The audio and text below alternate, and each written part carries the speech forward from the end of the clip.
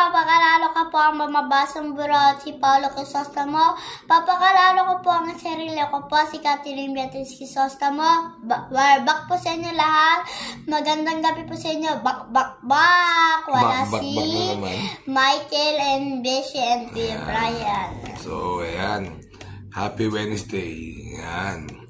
So, super na busy kami ni Beatriz. Siya lang. Ako lang. Well, siya rin naman eh. Ikaw nag-aaral, so talagang wala na kaming time sa vlog. Pero sa mga kaibigan ko, para sa mga totoo kong kaibigan, this one's for you. Alright? Right. Ayan. So, anyway, ano ba nangyari? Yun. Si Lemon Bell, nice scratch. Hindi ko alam na nahulog pala si Serrano. Sabi ko nga sa inyo, tagal ko nang hindi nangangarera. Hindi na po ako nanonood ng karera. So, tinawag lang sa akin. Tinig ko, Pops, hindi. So, tinawag lang sa akin na wala palang hinete. Wala lang kami makita ang hinete. Last minute na. So, yun, nice scratch. Alam naman, di ba? Wala eh. So, at least hindi kayo natalo. So, okay magkakat pag nag-scratch. Okay lang yun. Ano kayo siya shoutout mamaya yung... Sa shoutout? Pero din sa Maylila, yung hindi na natin pinupuntahan yung sa Double Rock. Sa Double Rock. Shoutout sa Double Rock daw. Hindi namin napupuntahan. So anyway, busy kami Saturday. So ano ba? Malibu Princess, pang premiere ko naman yun. So I think, good tip. Alright? Alright. So, race number 1. Pagkakalin na natin ng palabok. Medyo, kita nyo naman, eye bags namin. Grabe talaga. So, daming gawa. Anyway, race number 1. First choice ko yung So Humble. Hindi niya naman to grupo na eh. Second choice, Arigato. Third choice, Primero Sultado. 5, 2, and 1. So, race number 2.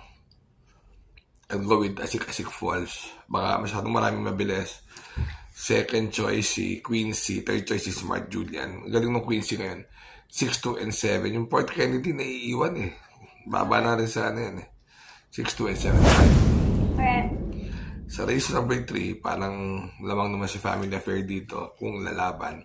Mukha naman lalaban. Second choice ko si AP Factor. At ang third choice ko ay si Cash is King.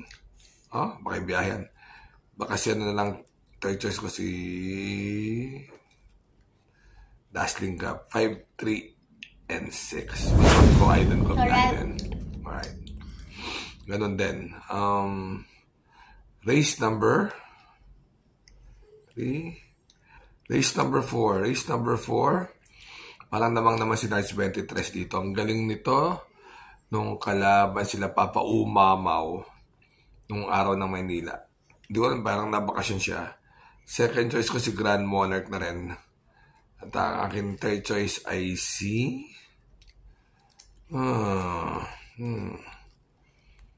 si Fast Sailing. 3, 4, and 2. Alright.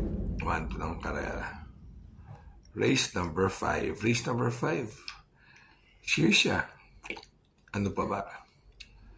Second choice, si Glenda's Magic, Solo Aire. Third choice, si Golden 8. And the Golden 8, second choice ko, 8, 5, and 3. Alright. Race number 6. Race number 6. Thriller, Patok.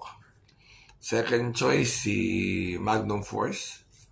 Third choice is Paramount. 2, 7, and 9. Alright. Race number 7. Race number 7.